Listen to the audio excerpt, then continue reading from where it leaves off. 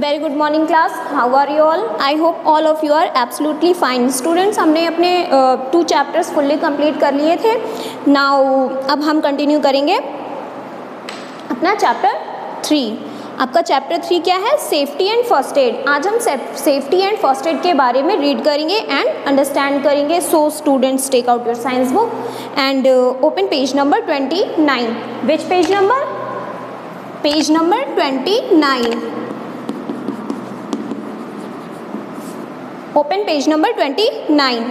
ठीक है, सभी ने पेज नंबर 29 ओपन कर लिया है। Very good. Then read the हेडल first add.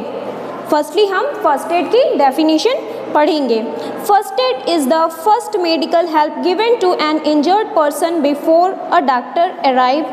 The most important thing while giving first aid is to stay calm. अब सबने रीड किया कि फर्स्ट एड की डेफिनेशन क्या होती है? क्या होती है? First aid is the first medical help given to an injured person before the doctor arrived or doctor came। ठीक है, तो फर्स्ट एड क्या है? फर्स्ट एड वो ट्रीटमेंट है, वो हेल्प है, वो रेमेडी है जो किसी इंजर्ड पर्सन को डॉक्टर के आने से पहले दी जाती है।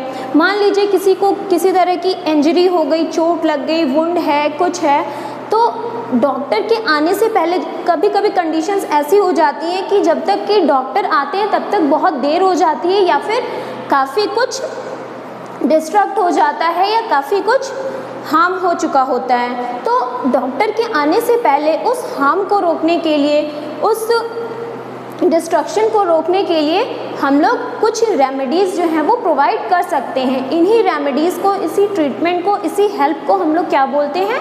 फर्स्ट एड बोलते हैं। ठीक है, तो फर्स्ट एड क्या हो गया? First aid is the first help given to an injured person before the doctor came.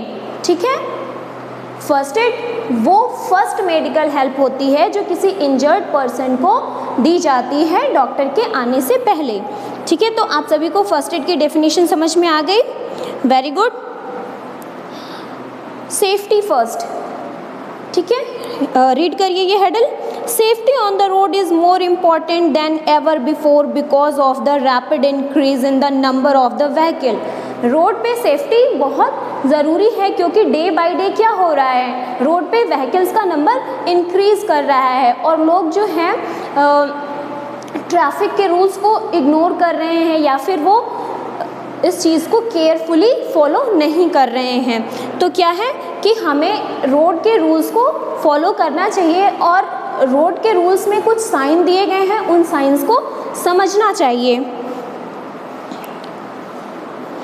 They are meant for your safety. Always follow safety rules on the road and at home. हमेशा हमें road पे safety के rule को follow करना चाहिए, and घर में भी डोमेस्टिक सेफ्टी के जो रूल हैं उन्हें भी हमें फॉलो करना चाहिए। However sometimes accident occur in spite of being careful.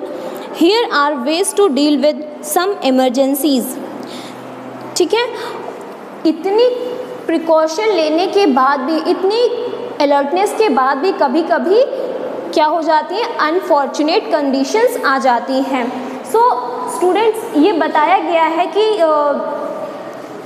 Road पे चलने के या रोड पे ड्राइव करने के कुछ रूल्स हैं, या फिर कुछ साइंस हैं जिन्हें हमें रिकॉग्नाइज करना, जिन्हें हमें अंडरस्टैंड करना इम्पॉर्टेंट है। तो आइए हम कुछ साइंस की बात कर लेते हैं। ये आपको साइन गिवन है। फर्स्ट वन देखिए, ये ओवरहेडेड अपवर्ड एरो है और इस पे कट लगा हुआ है। इसका मतलब क्या है? No entry. इस साइन को आप पहचानिए। आपकी बुक में देखिए फर्स्ट पे सबसे स्टार्टिंग में आपकी बुक में देखिए ये साइन आपको दिए गए हैं, ये साइन बने हुए हैं, देख लीजिए। इसमें जो फर्स्ट वन है, फर्स्ट जो है वो क्या है? नो एंट्री, जिसमें एक अपवर्ड एरो बना हुआ है जो कि फॉरवर्ड हेडेड है। सो इस अपवर्ड एरो पे कट का मार्क लगा हुआ है। इट मीन्स इसका मतलब होता है कि नो एंट्री। जहाँ पर ऐसा साइन है वहाँ पर आपको समझ जाना चाहिए कि ये नो एंट्री जोन है। सो एंड यहाँ पर देखिए एक पर्सन है। ठीक है, पर्सन है, और यहाँ पे कट लगा हुआ है, इट मीन्स यहाँ ये दिखाया गया है नो पेडेस्ट्रियंस, मीन्स यहाँ पर पैदल चलना मना है, यहाँ पर हम पैदल नहीं चल सकते। ठीक है, नेक्स्ट साइन आप देखिए, ये एक हॉर्न बना हुआ है और हॉर्न पे कट लगा हुआ है, तो क्या है, नो हॉन्किंग। ठीक है, नो हॉन्किंग, इट मीन्स कि यहाँ पे हॉर्न नहीं बजाना है। ठीक है, और ये क्या बना हुआ है, ये लेफ्ट हेडेड एरो बना हुआ है, इट मीन्स कि नो लेफ्ट टर्न। ये क्या है, ये आपका एरो जो है वो लेफ्ट में टर्न है और यहाँ पे कट लगा हुआ है, इट मीन्स कि नो लेफ्ट टर्न, यहाँ पे लेफ्ट टर्न नहीं है। ठीक है, बाईं तरफ जाने का टर्न नहीं है, सो यहाँ पे लेफ्ट टर्न नहीं है। अगर कहीं पे आप ऐसा साइन देखते हैं तो आप समझ जाइए कि लेफ्ट साइड में कोई भी वे नहीं है, कोई रास्ता नहीं है। इसके अपोजिट अगर आप देखें तो right diverted arrow, right side में टर्न एरो, वो एरो जो राइट साइड में टर्न है और इस पे क्या है, कट का मार्क है, इट मीन्स कि no right turn, means right side में कोई टर्न नहीं है, राइट साइड में जाने का कोई भी वे नहीं है। ये देखिए यहाँ पे क्या बना हुआ है, यू बना हुआ है एंड ये टर्न है, टर्न है और इस पे क्या है, कट का मार्क है। तो ये साइन आपको ये बताता है कि यहाँ पे नो यू टर्न है, इट मीन्स कि यहाँ पे मुड़ने के लिए वे नहीं है, यहाँ से यू टर्न नहीं लिया जा सकता है। एंड ये आपका साइन है स्पीड ब्रेकर का। आपने देखा होगा जगह जगह पे रोड्स पे स्पीड ब्रेकर बने होते हैं जो कि व्हीकल्स की स्पीड को कम करते हैं। तो ये साइन आपने रिकॉग्नाइज कर लिया। आई होप आपको ये साइन सारे क्लियर हो गए होंगे। ठीक है, come on the hadal for cuts and stretches. ठीक है, for cut and scratches do not neglect any wound how ever minor. कभी भी हमें किसी वुंड को, किसी इंजरी को इग्नोर नहीं करना चाहिए, चाहे वो कितना ही माइन्यूट क्यों ना हो। Germs can enter a body through the uncovered cuts और wound and cause infection. Wash your hand before giving first aid as germ from dirty hands may infect the wound. कितना भी माइनर वुंड हो आपको उसे ignore नहीं करना है, क्योंकि ये ओपन अनकवर्ड वुंड से ही जर्म एंटर करते हैं। सो फर्स्ट एड प्रोवाइड करने से पहले या किसी भी ट्रीटमेंट को, किसी भी रेमेडी को प्रोवाइड करने से पहले या अप्लाई करने से पहले हमें अपने हैंड को प्रॉपर वॉश कर लेना चाहिए। Wash away all the dirt around the wound. Wound के आसपास कोई भी अगर डर्ट है तो उसे भी क्लीन कर लेना चाहिए। Clean the affected area with cotton wool soaked in antiseptic lotion.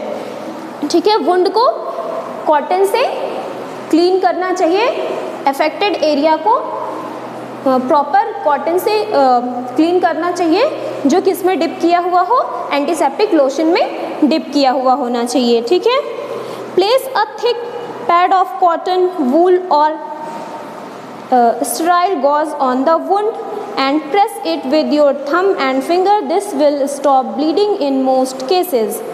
ठीक है, आपको क्या करना है, अगर कोई कट हो जाता है, कोई प्रिक हो जाता है, तो उस पर आपको क्या करना है, कॉटन का एक थिक स्क्वायर पीस लेना है, उसको उस कट पे रख करके थंब से प्रेस करना है। ये ब्लीडिंग को अवॉइड करता है, ब्लीडिंग को रिड्यूस करता है, कम करता है। ठीक है, a tourniquet can be used. This is a bandage tightly tied over the wound to stop bleeding. Tourniquet can be used. Tourniquet आपने देखा होगा ऑरेंज कलर का एक पट्टी टाइप का होता है जिसको बांधा जाता है, तो अगर वो बांधते हैं तो वो भी क्या करता है, ब्लीडिंग को अवॉइड करता है या स्टॉप करने की कोशिश करता है। Wrap a sterile gauze bandage around the wounded area. एक स्टेराइल बैंडेज भी हम लोग बांध सकते हैं। ठीक है, when the skin is cut by a dirty or rusted object, germ may enter and cause a dangerous disease called tetanus. Consult a doctor for an anti-tetanus injection.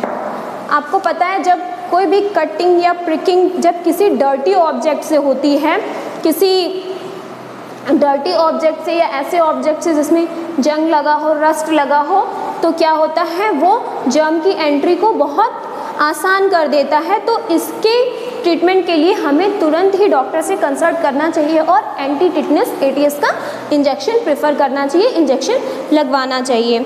Student, मुझे लगता है इस पैरा तक सभी को समझ में आ गया होगा। नेक्स्ट क्लास में हम para that is for knows bleeds यहाँ से कंटिन्यू करेंगे। आज की क्लास में स्टूडेंट्स इतना ही, मिलते हैं नेक्स्ट क्लास में।